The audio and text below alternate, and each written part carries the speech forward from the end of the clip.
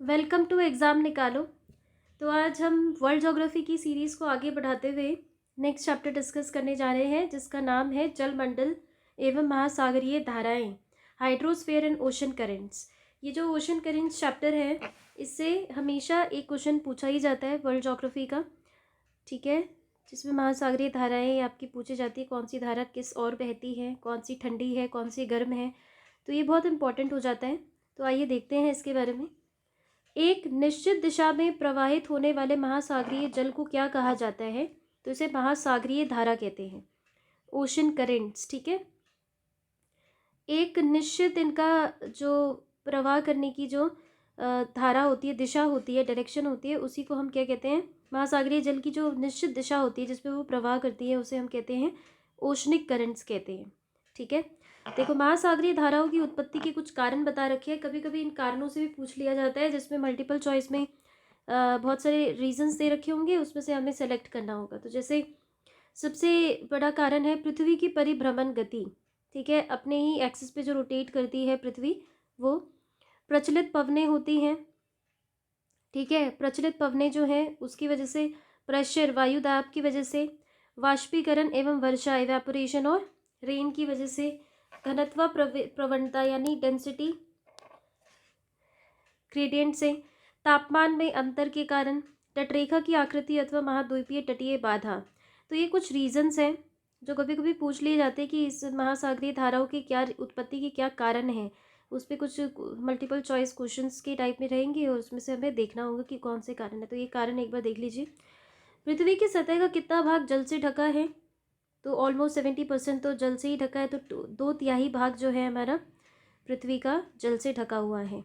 Humboldt धारा को किस अन्य नाम से भी जाना जाता है? इसको पेरू की धारा भी कहते हैं, ठीक है। ये एक कोल्ड है, शीत जल धारा है, यानी कोल्ड करंट है ये।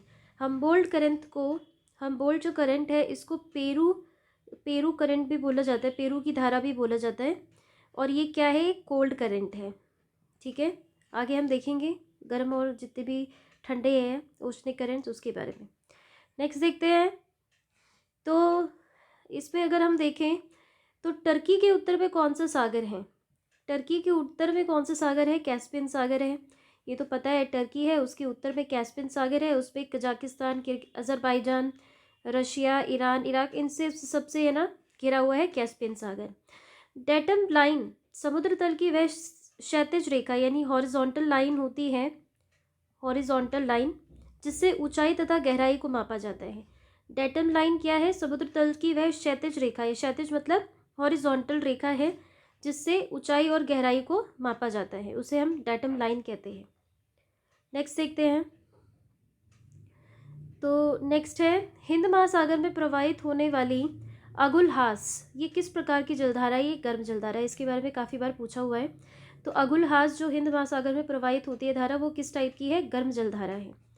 सारगैसो सागर, सारगैसो सागर का संबंध किस महासागर से है? तो उत्तरी अटलांटिक से है। सारगैसो सागर जो है, सरगासो सी किस नाम पे पड़ा है? सरगैसो, वहाँ पे घास होती है, उस नाम पे भी इसका नाम पड़ा है। तो उत्तरी अटलांटिक में है ये। टेरेनियन सी जो है इटली, सिसिली, सार्डिनिया एवं कॉर्सिका से घिरा हुआ है। 90 ईस्ट रिच, ये भी कई बार पूछा हुआ है, बहुत इंपॉर्टेंट है। ये किस महासागर में है? तो हिंद महासागर में है, ठीक है, इंडियन ओशन में है। 90 ईस्ट रिच। कौन सा देश उत्तरी अटलांटिक प्रवाह द्वारा सर्वाधिक लाभान्वित होने वाला देश है? नॉर्वे है। उत्तरी अटलांटिक प्रवाह से सर्वाधिक लाभान्वित होने वाला देश कौन है? नॉर्वे है, ठीक है। नेक्स्ट देखते हैं। किनारी धारा दक्षिण अटलांटिक महासागर में धाराओं के पूर्व वृत्त के निर्माण में योगदान नहीं देती हैं, पूर्व वृत्त के निर्माण में योगदान नहीं देती हैं। फिर है गल्फ स्ट्रीम, क्या है? गल्फ स्ट्रीम तो पता है महासागरीय गर्म जलधारा है, ठीक है। गल्फ स्ट्रीम है ऐसे करके, ठीक है, यहाँ पे साउथ अमेरिका, नॉर्थ अमेरिका के इधर। तो ये गल्फ स्ट्रीम है, ये मत्स्य पालन के लिए भी काफ़ी अच्छा माना जाता है। गल्फ स्ट्रीम है क्या? वैसे महासागरीय गर्म जलधारा है। तो अब धारा के बारे में देखते हैं। कुछ गर्म जलधाराएँ हैं और कुछ ठंडी जलधाराएँ। तो इसका एक ट्रिक है कि जैसे अगर हम, क्योंकि गर्म जलधारा देख रहे हैं हम कितने सारी हैं, बहुत सारी में हैं, और अगर हम कोल्ड जो ओशनिक करंट से अगर उसको सिर्फ याद कर लेते, 4-5 हर इसमें हैं, तो हमारा आसानी से सारा पूरा का पूरा ओशनिक करंट का चैप्टर याद हो जाएगा। जो ठंडी है सिर्फ उसको याद कर ले, और उसके बाद गर्म जो है, जो बाकी इसका रेस्ट होगा वो सारी गर्म हो जाएंगी अपने आप। तो उसको देख लेते हैं। गर्म को सिर्फ एक बार देख लेंगे, ठंडे को लेकिन याद कर लेना ताकि इजी होगा एग्ज़ाम में, अगर कोई क्वेश्चन आए तो इजीली हम उसको पकड़ सकें। तो 3 है, जैसे हमारा प्रशांत महासागर, अटलांटिक महासागर और हिंद महासागर में है धाराएं। तो सबसे देखते हैं प्रशांत महासागर में कौन कौन सी है। क्यूराइल जलधारा, ये ओयाशिबो धारा भी इसको कहते हैं, ठीक है, क्यूराइल जलधारा। नेक्स्ट है कैलिफोर्निया धारा। नेक्स्ट है हम्बोल्ट अथवा पेरुवियन धारा, जो हमने पढ़ा था। ये क्या ठंडी जलधारा है, ये सारी ठंडी जलधाराएं हम देख रहे हैं।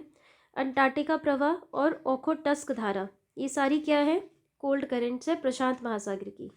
अटलांटिक महासागर की कोल्ड करेंट्स देखते हैं तो उसमें लैब्राडोर की धारा है, पूर्वी ग्रीनलैंड की धारा है, इरमिंगर धारा है, केनारी धारा है और फॉकलैंड धारा है। लैब्राडोर की धारा, पूर्वी ग्रीनलैंड धारा, इरमिंगर धारा, केनारी धारा, फॉकलैंड धारा, ये सारी क्या है, अटलांटिक महासागर की ठंडी जलधाराएं हैं। हिंद महासागर में देखते हैं जो बहुत इंपॉर्टेंट है, पश्चिमी ऑस्ट्रेलियाई धारा, शीतकालीन मानसून प्रवाह, सोमाली धारा, दक्षिणी हिंद धारा और अंटार्कटिक प्रवाह, ये सब क्या है, हिंद महासागर की ठंडी जलधाराएं हैं। एक बार हम जो गर्म जलधाराएं है उसको भी देख लेते हैं। देखो कितनी सारी है ये, उससे ठंडी जलधाराएं 4-5 ही थी हर एक उसमें। प्रशांत महासागर में देखिए तो उत्तरी विषुवत-रेखीय जलधारा है, क्यूरोशियो जलधारा है, जो जापान की काली धारा भी कहते हैं इसे, उत्तरी प्रशांत प्रवाह है, अलास्का की धारा है, सुशीमा धारा है, दक्षिणी विषुवत-रेखीय धारा है, पूर्वी ऑस्ट्रेलियाई धारा है, न्यू साउथ वेल्स धारा भी कहते हैं, और प्रति विषुवत-रेखीय जलधारा है। अटलांटिक महासागर में उत्तरी विषुवत-रेखीय जलधारा है, दक्षिणी विषुवत-रेखीय जलधारा है, फ्लोरिडा की धारा है, गल्फ स्ट्रीम या खाड़ी की धारा है, नॉर्वे की धारा है, प्रति विषुवत-रेखीय जलधारा है, अंटाइल्स या एंटिलीज धारा है और अनलिनो धारा, ये सारी की अटलांटिक महासागर की गर्म जलधाराएं हैं। हिंद महासागर की गर्म जलधाराएं देखें तो इसमें दक्षिणी विषुवत-रेखीय जलधारा है, मोजाम्बिक धारा है, अगुलहास धारा है, ग्रीष्मकालीन मानसून प्रवाह है और मेडागास्कर धारा है। तो ये सारी क्या है, गर्म जलधाराएं है। तो इससे इजी ये रहेगा कि हम ठंडी महासागरीय धाराओं को याद कर ले, जिसपे 4-5 के हिसाब से दे रखी है, पैसिफिक में, अटलांटिक में और हिंद महासागर में। तो इजीली हम पूरे चैप्टर को याद रख पाएंगे, ताकि ठंडी जब याद रहेगी तो जो भी रेस्ट होगा वो किस में आ जाएगा, आपका गर्म जलधारा में आ जाएगा, लेकिन ठंडी हमें बिल्कुल पूरी याद होनी चाहिए।